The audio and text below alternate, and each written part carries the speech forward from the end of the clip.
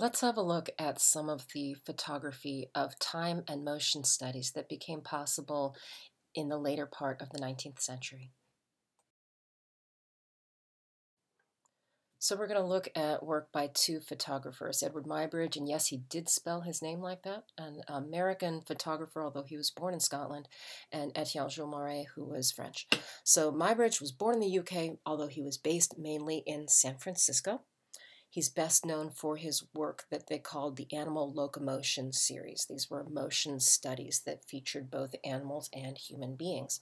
He worked in collaboration with Leland Stanford when he was producing these motion studies. They began as documentation of the gait of a running horse, and this is considered the precursor to motion picture film.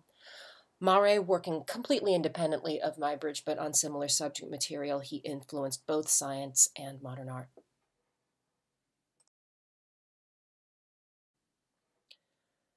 So this is a photograph that's a slightly different view of this is in our textbook of Leland Stanford Jr. on his pony Gypsy from 1879. Now look at the contrast range of this photograph, super contrasty lights and darks. You'll see that in the later photographs from these series, he gets more and more detail possible in the photographs, but this is where he's just landed upon this method of being able to capture the horse in motion.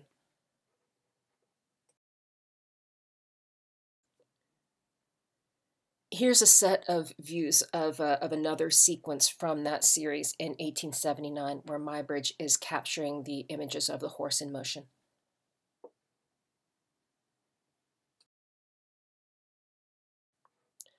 So this is a version of the Horse in Motion series as it was published and distributed across the United States.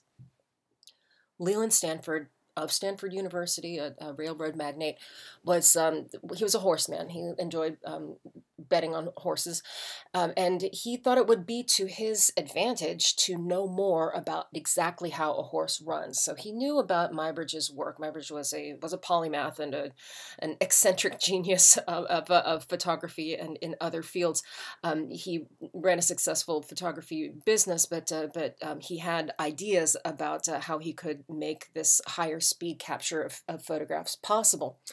And when Stanford found out about him, the two of them matched up, and Stanford subsidized his work, which was very expensive. So what he has going on here is a whole row of cameras, each of them taking one photograph in turn as this horse runs across this area. So in each view, the horse is in the middle of the field that's captured by that camera. So it's a whole series of cameras all in a row. And each of the photographs captures one split second of the movement of the horse. So if you're looking at just one of these photographs, you would have come away with the impression that a horse could maybe stand on just one leg like that, okay? Just imagine what it was like for people who had never seen a photographs of a running horse the way that we have. Okay, we grew up with this visual knowledge, but not everybody did. And in this time, people were surrounded by horses. I mean, horses were very commonplace in American life, and horses and people had been around each other for a very long time, and people had been watching them run for a very long time. But they never saw what you're seeing here, which is each moment isolated and kept still. So when they saw this, people literally could not believe it. There were editorial cartoons that were making jokes about how Muybridge had faked these images. People literally could not believe their eyes. So it took time for people to understand that this was what a camera could actually capture, and it was capturing reality. So you can see from this sequence, which uses two sets of cameras, one capturing the horse's movement from the side and one capturing the movement towards the camera. The detail that's captured in these images is much richer. It has a whole tonal range. It's not so high contrast. The detail's sharp. So much more information is captured in these photographs.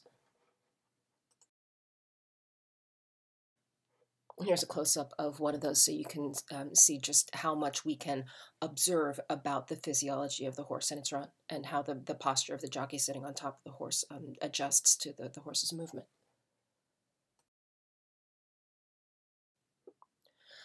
So as time passed, Muybridge wanted to extend the material that's captured by this capability that he's developed, and so Stanford continues to subsidize him, doing more and more motion capture photography of many different types of animals, like the bird that you see here.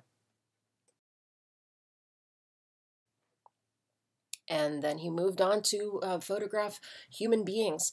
So, photographing people in different states of motion became it occupied the rest of Muybridge's life. He devoted the rest of his career to capturing the physiology of the human body in different states of movement.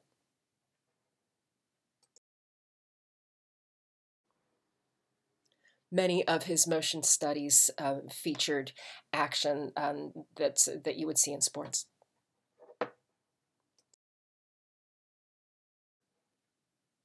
And as you can see, he used nude models. The objective was to observe physiology and observe movement. And some of the actions that are captured in these motion studies may seem a little bit more for entertainment purposes rather than for studies of physiology for scientific purposes. But there you have it. Now, the use of photographs as reference material for paintings was well established by this time.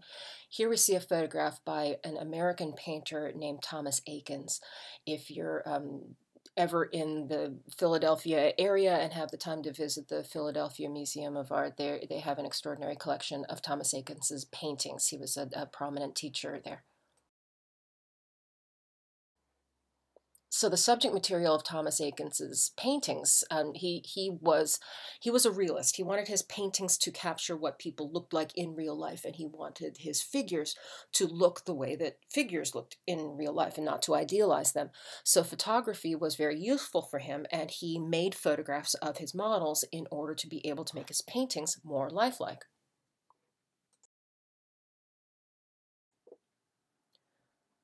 Thomas Eakins collaborated with Edward Muybridge to learn the skills of photography in order to put them to use for his paintings. And Edward Muybridge, in turn, documented the gestures of Thomas Eakins. He was a highly respected painter, so here's Muybridge documenting the hand of the master at work.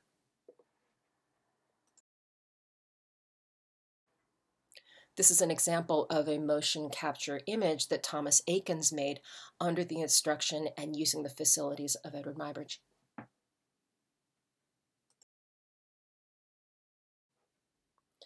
And a comparable image, not by Eakins and Muybridge, but by Etienne Jules Marey, a French photographer.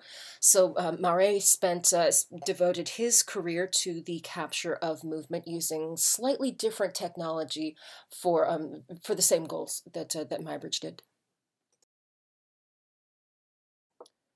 So here are a pair of photographs by Marey that captured multiple multiple traces on the same negative of a bird in flight. He's achieving this with something like a strobe light that's illuminating the bird in flight over and over again as the bird moves across the area that's captured by the camera.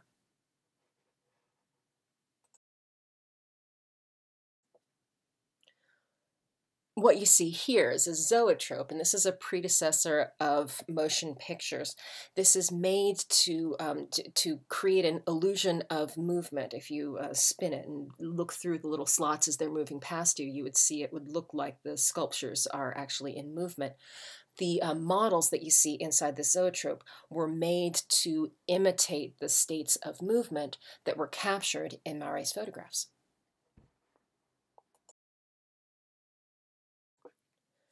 The world's first cat video, you could say, was made from a series of photographs that Marey captured of dropping a cat to observe how it always manages to land on its feet.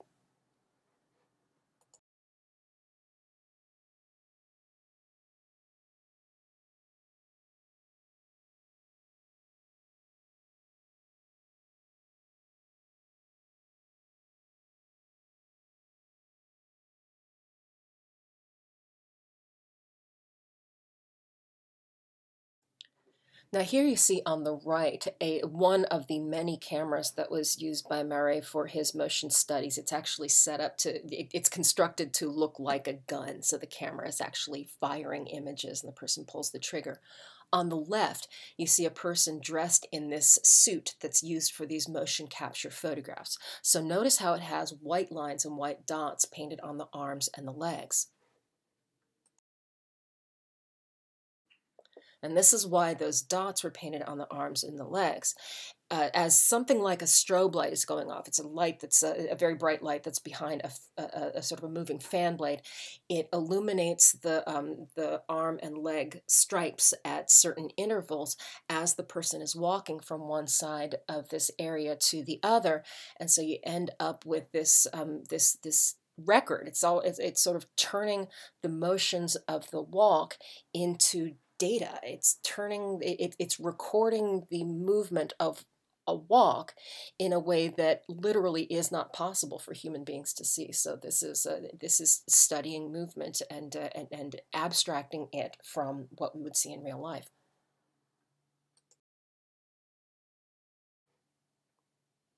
If you've ever seen Marcel Duchamp's nude descending a staircase and wondered where's the nude and where's the staircase, this is that painting on the right, and on the left, one of Mare's motion studies, a diagram that's made from the kinds of photographs that you just saw that capture movement in the form of those lines that were painted on the limbs. So Duchamp was observing Mare's motion studies, and those inspired his paintings in this period. So here you see photography used for the purpose of study and science and understanding of physiology and movement, and then it ends up being turned around for the purposes of art.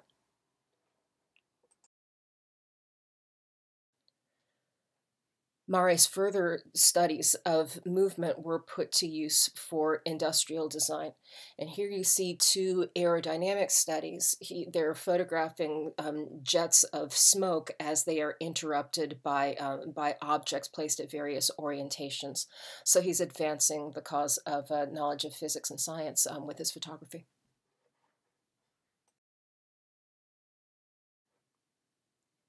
Further use of these time and motion studies found its place in the industrialization of labor.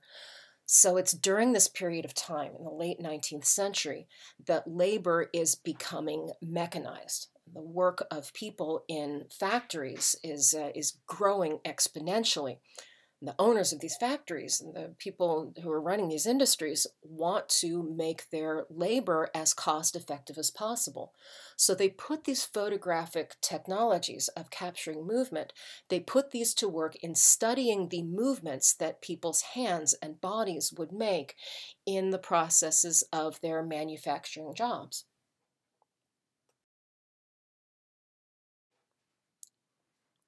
What you see here is a set of models that were created by Frank Butler Gilbreth, who you see on the left. These models were made from the photographs that had been previously made tracing the actions of people's hands. And then these models were used to train employees in the correct way to put various pieces together to conduct their assembly jobs on the production line.